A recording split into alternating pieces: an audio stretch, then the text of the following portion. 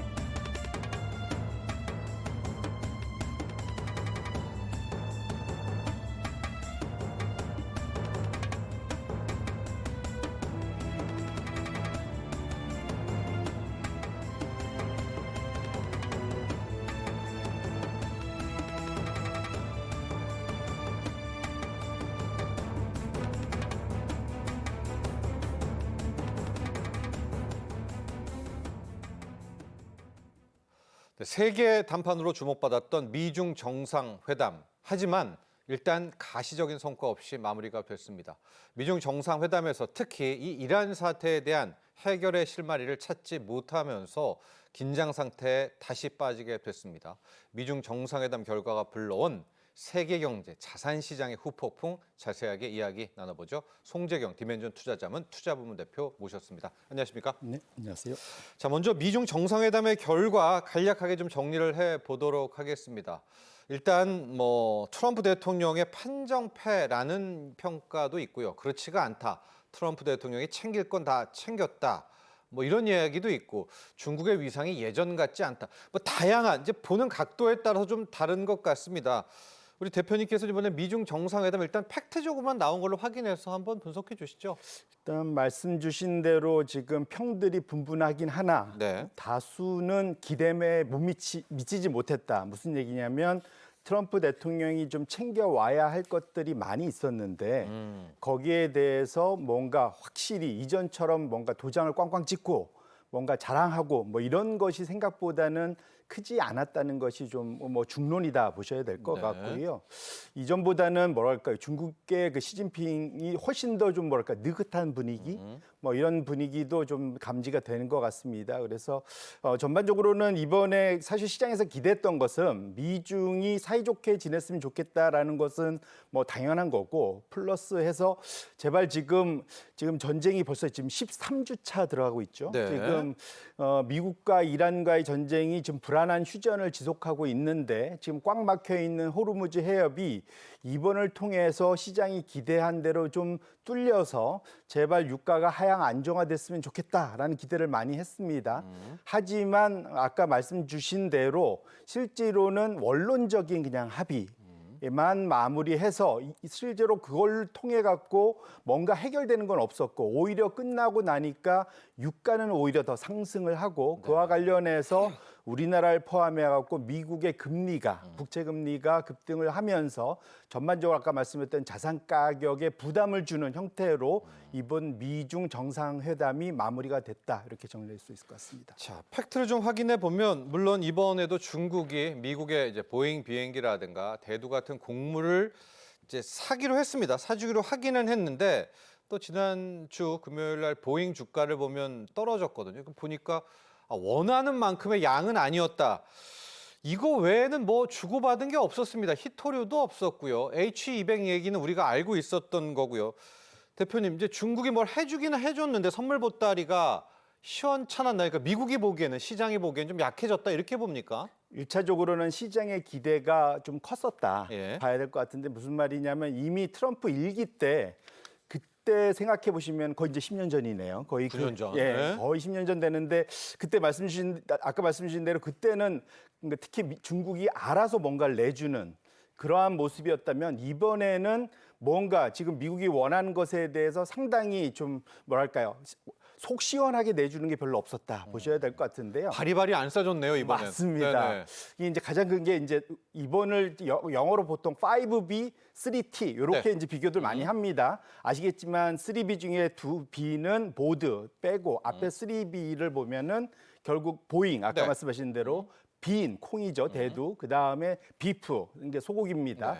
근데 확실한 것은 없고 앞으로 많이 수입해 줄 거야 정도가 첫 번째였고요. 보잉도 원래는 한 500대 생각했는데 한 200대 정도 한다고 하다 보니 예. 그러다 보니 어쩔 수 없이 오히려 이거 보잉 이거 문제 있는 거 아니야? 이거 기대를 너무 과했어. 그러면서 주가가 연이틀 예. 빠졌고요. 또 반면에 대만 쪽에서는 아까 3T 중에 관세, 테리프, 그다음 테크놀로지 마지막으로 이제 타이완, 대만인데 대만과 관련해서는 시진핑이 이제까지 3선째 하면서 가장 뭐랄까요?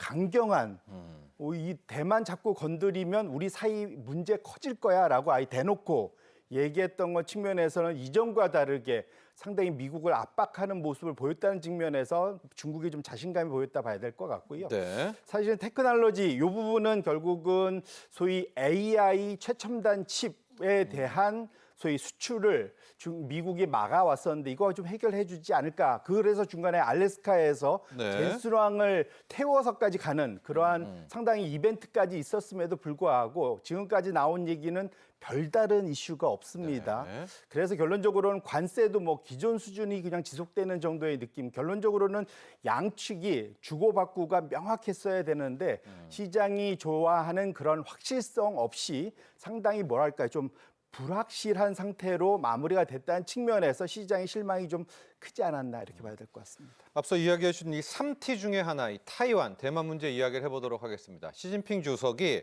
레드라인이다, 건드리지 말라 먼저 치고 나왔는데 이때 미국 측에서 트럼프 대통령이 안 나오고 마크 루비오 국무장관이 나와가지고 뭐 대만 관계 우리의 전략은 여전하다. 엄밀히 말하면 트럼프 대통령은 이제 좀 말이 없었거든요. 이걸 가지고 뭐 레버리지 쓰려고 한다, 뭐 TSMC를 끌어들이려고 한다, 무기는 팔 거다. 트럼프 대통령은 이 대만 문제를 어떻게 활용하려고 할까요? 이번엔 좀 조용했습니다. 본인은요? 말씀 주신 대로 이 직전까지의 미국의 네. 태도는 대만을 레버리지 삼는 것도 중요했지만 그것을 마지노선으로 중국이 어쩌지 못하게 하는 전략이 거기에서 예. 이제 대만을 상당히 뭐랄까요 정말로 우방처럼 대우를 했었는데 이번에 트럼프 대통령의 속내가 나온 것은 딱 그 말씀하셨던 거 협상 칩으로 쓰려고 한다. 그 얘기는 언제든지 내가 원하는 걸 얻으면 줄 수 있다는 얘기잖아요. 예. 그런 측면에서는 대만이 이번에 사실 의문의 일패는 대만이다 봐야 될 것 같고요. 그 다음에 이제 말씀 주셨던 대로 이것을 반도체 관련된 이슈로 뭔가 소위 이제 이용하려고 했을 네. 수 있다라고 보긴 하지만 중국이 잘 생각해 보시면은 이가 없으면 잇몸 전략 결국은 자체적으로 반도체 밸류체인을 만들어 가려는 전략을 지속적으로 구사하고 있습니다.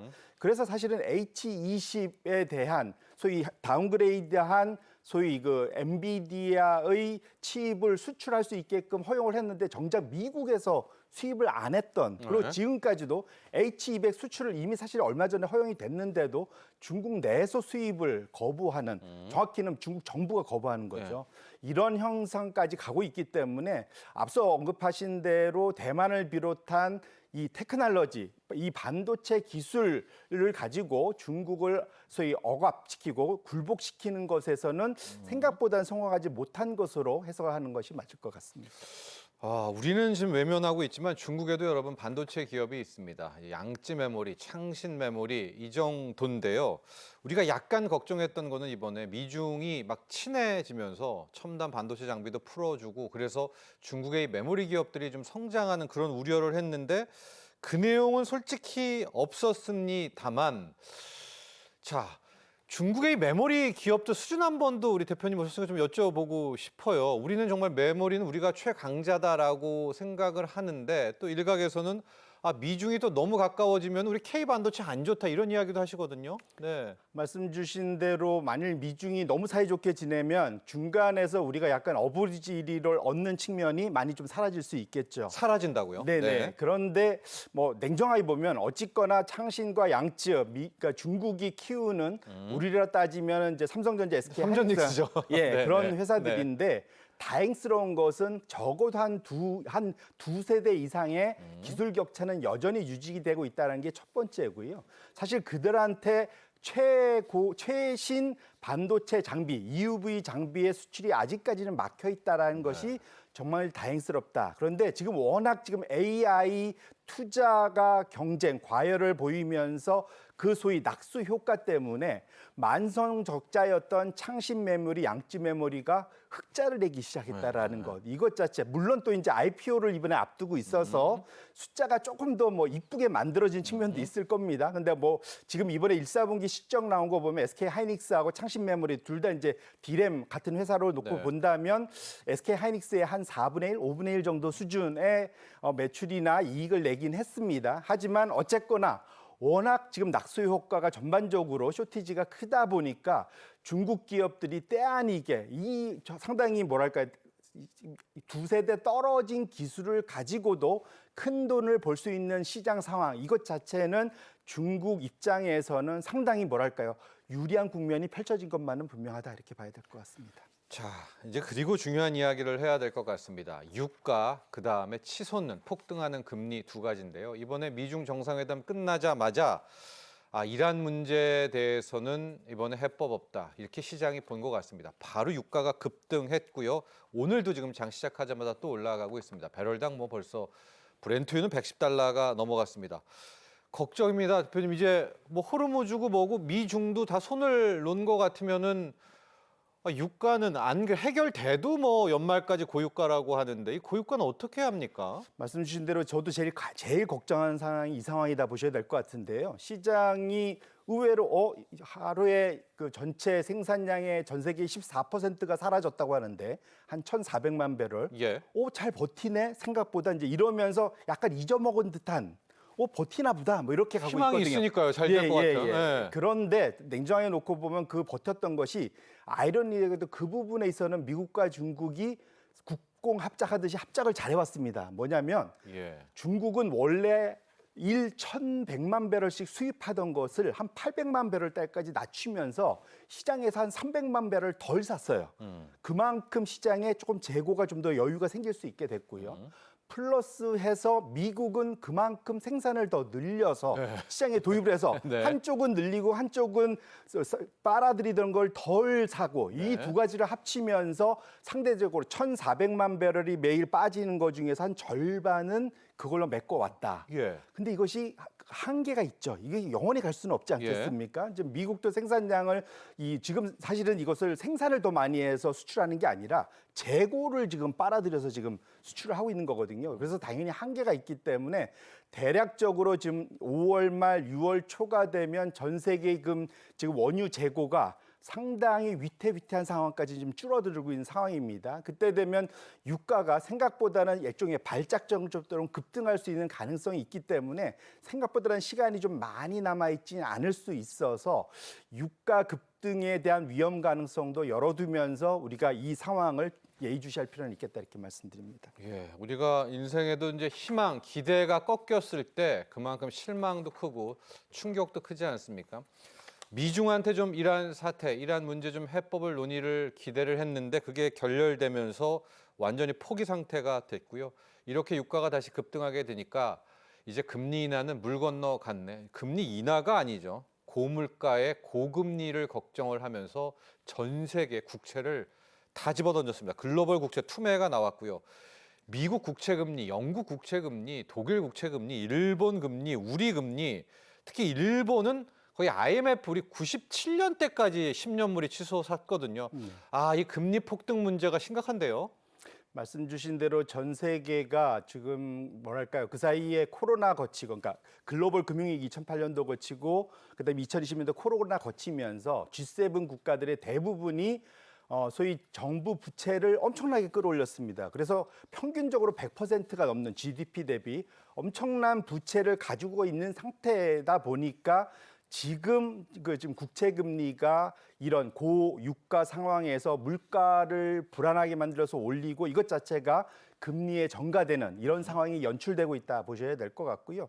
말씀 주신 대로 또 최근 또 한 달 동안만 놓고 보면 지금 다른 나라 걱정할 때가 아닙니다. 우리나라 금리가 지금 10년물이 거의 4.3%까지 지금 가장 빠르게 지금 상승을 하고 있습니다. 물론 우리나라는 다행스러운 게 물가만으로 오른 것이 아니고 성장률이 이따가 이제 지금 다음 코너에서도 말씀하시겠지만 성장이 워낙 좋다 보니까 성장도 좋은데 거의 플러스에서 물가까지 올라서 지금 상당히 이제 빠른 초급등을 보이고 있는데 어쨌거나 중요한 것은 현재 상황에서는 아까 말씀드렸던 고유가발 물가 상승 압력이 지속된다면 현재의 국채 금리의 수준들이 상당히 빠르게 더 레벨업 될 수 있어서 이것 자체는 우리가 최대 수혜를 받고 있는 AI 투자의 지속성에 무언가 찬물을 끼얹을 수 있는 잠재적인 위험이 점점 커지고 있다는 것은 우리 투자자분들이나 우리 시청자분들이 좀 명심하면서 볼 필요는 있겠다 이렇게 말씀드립니다. 지난주를 끝으로 제롬 파월 연준 의장은 이제 연준 의장직에서 떠났고요. 이제 빠르면 이번 주, 다음 주 내에 케빈 워시 신임 연준 의장이 이제 등극하게 됩니다. 케빈 워시에 대한 이제 많은 또 기대들과 희망이 있는데 이렇게 시장 금리가 치솟고 유가가 폭등하면 워시가 무슨 재주가 있을까요? 어떻게 할까요, 워시가? 이렇지만 이제 워시 아닌 워시 할아버지가 오셔도 쉽지 않다. 뭐 이런 상황인 것 같습니다. 금리 인하가요? 예, 일단은 금리 인하는 말도 못 꺼내는 상황이고요. 만일 금리 인하를 꺼낸다는 얘기는 경기 둔화나 침체가 온다고 역으로 해석을 해야 될 것 같고요. 지금 미국을 포함해서 전 세계 G7 중앙은행들 보면 연내 2회, 적어도 2회의 금리 인상을 점치고 있습니다. 유럽의 ECB, 일본은행, 영국은행, 몽땅 다 캐나다 다 그렇습니다. 일본은 확실하죠, 뭐. 네, 맞습니다. 선언했으니까요. 근데 제가 말씀드린 이 모든 은행들이 적어도 2번 인상이고요. 지금 미국도 연내는 동결은 확실하고 내년 상반기까지 한두 번 정도의 인상 가능성이 빠르게 지금 올라가고 있어서 결론적으로는 지금 고유가, 고물가 이것이 자체적으로 이걸 잠재우기 위해서 정책 금리 자체가 다 올라가는 시장의 유동성이 약화되는 방향이 갈 가능성이 크다는 것을 우리 투자자분들 좀 알 필요가 있겠습니다. 자, 금리가 지금 문제입니다. 우리 주식도 많이 하지만은 실은 채권 시장도 정말 지금 초비상 사태라는 점도 함께 말씀드리고요. 다시 주식시장 얘기를 해보도록 할 텐데 오늘 증시를 놓고 보면 지금 보십시오. 큰 사건은 없었네 생각하시겠지만 잘 보면 좀 문제가 있습니다. 왜냐하면 외국인들이 또 코스피를 팔고 있고요. 대표님 이렇게 되면 올해만 지금 100조를 팔고 있고 우리 개인 이걸 다 받아내고 있거든요. 물론 받아내서 삼전 닉스는 올라가고 아직까지는 매우 흐름은 괜찮은데 이 외국인의 매도 폭탄, 특히 환율이 좀 같이 오르잖아요. 이건 좀 거슬리는 건, 좀 걸리는 건 사실이죠. 일단 말씀 주신 대로 좀 그거 자체만 놓고 보면 조금 걱정되긴 하는데 결론부터 말씀드리면 외국인들이 한국을 셀 코리하고 있는 건 아니다. 무슨 말씀이냐면 무슨 말씀이냐면 그 규모가 커 보이긴 한데 우리나라가 일단 사이즈가 커졌습니다.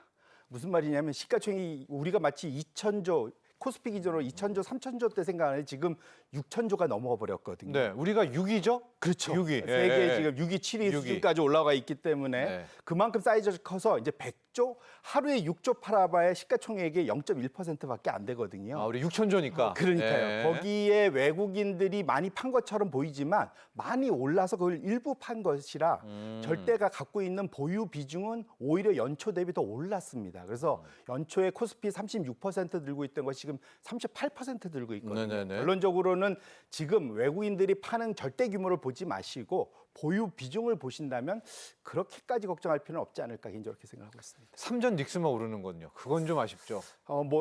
돈을 워낙 잘 버니까 그건 어쩔 수 없긴 한데 그래요? 다만 중요한 것은 네. 세상에 영원한 건 없습니다. 그러다 보니까 이게 균형 잡혀서 포트폴리오를 만드시는 것이 중요하고 너무 한쪽으로만 몰아가는 것 자체는 나중에 그것이 반대로 갔을 때 큰 콜 다칠 수 있다는 측면에서는 상당히 균형을 잡는 것이 중요하겠다 이렇게 말씀드립니다. 자, 당분간 우리 금리 좀 채권 금리, 국고채 금리 좀 신경 써야 될 것 같습니다. 지금까지 도움 말씀에 송재경 디멘전 투자자문 투자부문 대표와 함께했습니다. 감사합니다. 네, 고맙습니다.